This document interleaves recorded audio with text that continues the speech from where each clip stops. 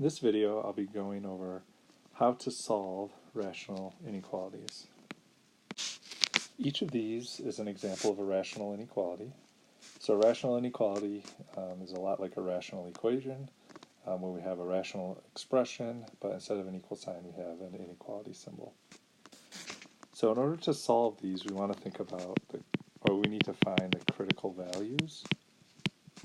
And the critical values are simply what makes the rational expression equal 0 or makes it undefined. So as we go through a few examples, this is what we'll be doing, finding the critical values and then looking at when the expression is positive or negative. So let's look at this first one. X minus 1 over x plus 3 greater than or equal to 0. So what we want to do is figure out when is this expression greater than or equal to 0. So when is it positive, essentially? So the first thing we want to do is find the critical values. So the critical values are, when does this expression equal 0? Well, this expression is equal to 0 when the numerator is equal to 0. So x minus 1 is equal to 0. So when x is equal to 1, that expression is going to be equal to 0. And then we want to know, when is this undefined? Well, this expression is going to be undefined when the denominator is equal to 0. So x is equal to negative 3. So x is equal to 1, x is equal to negative 3. 1 and negative 3 are the critical values. So what we do is we plot these values on the number line. Doesn't have to be very precise, but what we want to do is we want to pick values in each of these regions and determine, does that make the inequality true or false? So let's pick a value greater than 1. How about 10? So if we plug 10 into the original inequality, we're going to get 10 minus 1 over 10 plus 3. That's 9 over 13. Is that greater than or equal to 0? Well, that's true. So what we're going to say is, well, let's just go with positive or negative. 9/13 is a positive number, so I'm going to write plus right here. Now let's pick a value in the middle, between negative 3 and 1. 0 is always the easiest value to test. So 0 minus 1, 0 plus 3, we get negative 1/3. That is obviously a negative value. And then let's pick a number on the left. How about negative 10? We get negative 11 over negative 7. Negative divided by a negative is a positive number. Okay, so what we want to look at, because our original inequality says greater than or equal to 0, another way of thinking of this is, where is this expression positive? And we just figured out where this expression is positive. It's positive over here, and it's positive over here. So the solution to this inequality is going to be the interval from negative infinity to negative 3, and then union 1 to infinity. Do a better infinity symbol. I haven't written any parentheses or brackets yet. We know that on the infinity symbols, we always have a parenthesis. Now we need to figure out whether we're going to have a bracket or a parenthesis on negative 3 and 1. So at 1, now 1 just makes the inequality 0, and 0 is okay, because we actually want to know, when is this expression equal to 0 or is it positive? So 1 makes the expression equal to 0, so 1 is included in this solution. When I plug in negative 3, well, negative 3 is when this is undefined. So negative 3 is never a value that we can input, so we do not include negative 3 in the solution. So the solution here is this, these intervals. Now let's think about what this graph looks like. So when a rational function, if we were to graph that, wherever it's undefined, that's where the vertical asymptotes are. So at negative 3, this is going to be a vertical asymptote. 1 is where the x-intercept is.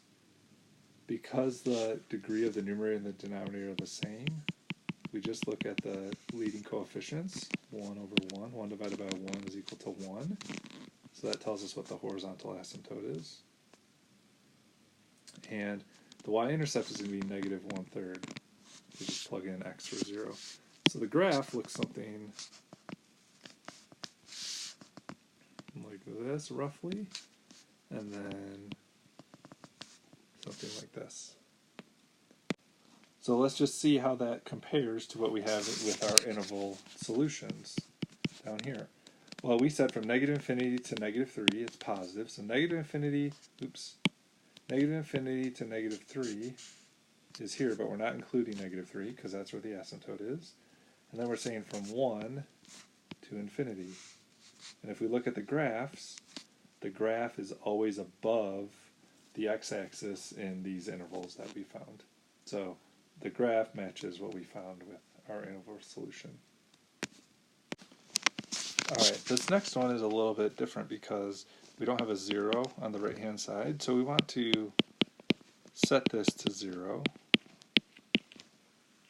And I want to get a single expression here on the left. So 4x over x minus 6, I'm sorry, I want to get a single term on the left. So we'll write this as x minus 6 over x minus 6. Then we can write this as a single fraction.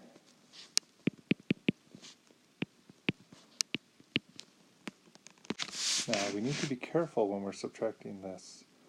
I should write this in parentheses because this negative is going to get distributed to both terms. So we get negative x, but actually we get a plus 6 down here. So 4x minus x is 3x plus 6 divided by x minus 6 less than or equal to 0. Okay, so we want to find the critical values. The critical values, again, are going to be what makes the rational expression equal to 0. That's just when the denominator is equal to 0. So 3x plus 6 is equal to 0. That's going to be x is equal to 2, or rather negative 2. And then the value that makes the denominator 0 is going to be 6. So negative 2 and positive 6 are the critical values. So on a number line, I'm going to plot negative 2, positive 6, and then we'll just check values here. And when we check the values, we can substitute them into this version of the inequality. We can also use this version of the inequality.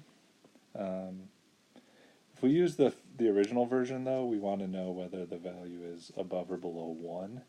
So it might be easier to use this final version because since 0 is the cutoff, we simply need to know whether it's positive or negative. Alright, so let's pick a value to the right of 6. How about 10? So we're going to have 3 times 10 plus 6 divided by 10 minus 6. The numerator get 36 and the denominator to get 4. I don't really need to know what that is. I just need to know that that's positive. So it's positive over here. When I substitute a value between negative 2 and 6, how about 0? So 3 times 0 plus 6 divided by 0 minus 6. The numerator gets 6 and the denominator get negative 6, so that's a negative value. And then if I check, how about negative 10? I get negative 24 in the numerator, negative 16 in the denominator. That's a positive value. So what we want based on this inequality is when these values are negative, because negative values are less than 0. So our solution here is going to be the intervals where we have negative values. So that's from negative 2 to 6. And we need to think, well, what are the punctuation we're going to use, parentheses or brackets? Well, negative 2 is when this is equal to 0, but this is never equal to 0 because it's simply less than 0. So negative 2 is going to work with a parenthesis, and then 6 is when it's undefined. Whenever the expression is undefined, we don't include that value. So negative 2 to 6 and not including them.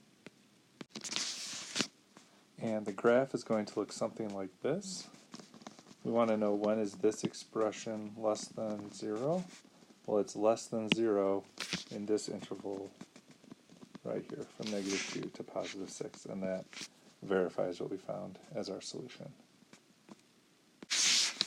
Alright, this next one, we don't have any values that are going to make the numerator equal to 0 because there's no x value in there. So for the critical value, there's nothing that corresponds to 0. But in the denominator, if I factor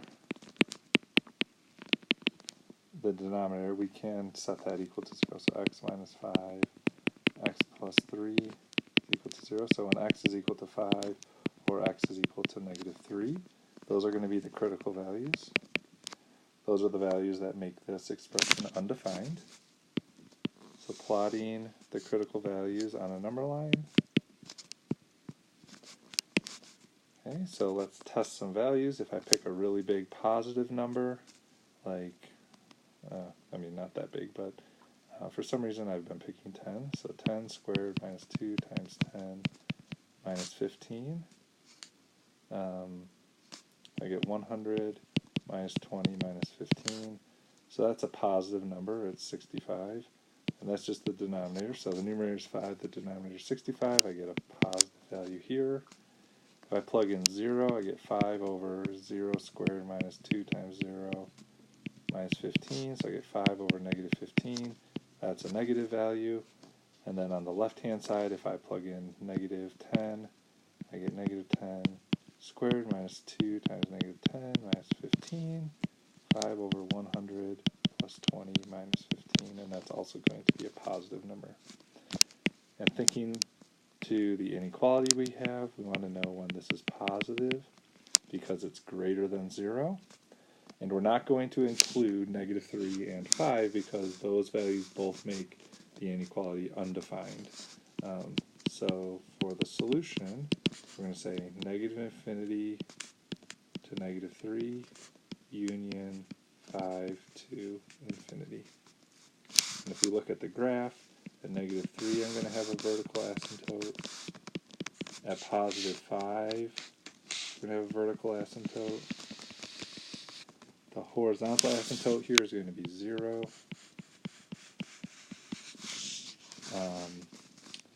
And the y-intercept is going to be -5 over 15 or -1/3. And the graph is going to look something like this.